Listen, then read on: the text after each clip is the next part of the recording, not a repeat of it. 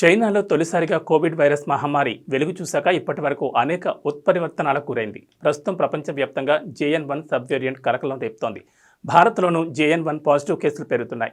గడిచిన 24 గంటల్లో Bharat 636 corona positive కేసులు నమోదయ్యాయి. దాంతో యాక్టివ్ కేసుల సంఖ్య 4394కు పెరిగింది. వీటిలో JN.1 సబ్ వేరియంట్ కేసులు కూడా ఉన్నాయి. దేశంలో కొత్తగా 4 మరణాలు నమోదయ్యాయి. ప్రస్తుతం భారత్లో కోవిడ్ JN.1 యాక్టివ్ కేసుల సంఖ్య 197కు పెరిగింది. ఒక కేరళలోని ఈ కేసులు 83 ఉన్నాయి. కాగా తెలంగాణలో JN.1 కేసులు 2 నమోదయ్యాయి. JN.1 సబ్ వేరియంట్తో భయపడాల్సిన పనేమీ లేదని కేంద్రం చెప్తోంది. పూరా లోకల్ మీకోసం మా ఛానల్ మీ జిల్లాకు, మీ మండలానికి, మీ గ్రామానికి, మీ ప్రాంతానికి, మీ వీధికి, మీ ఇంటికి, మీ వద్దకి, ఎక్కడికైనా ఎప్పుడైనా మా పూరా లోకల్ ఛానల్ వస్తుంది. మీరిచ్చే సమాచారాన్ని అందరికీ చేరువయ్యేలా చేస్తుంది. మీ గొంతుకని ప్రతి ఒక్కరికి వినిపిస్తుంది. మీకు ఎల్లప్పుడూ అందుబాటులో ఉంటుంది మా పూరా లోకల్.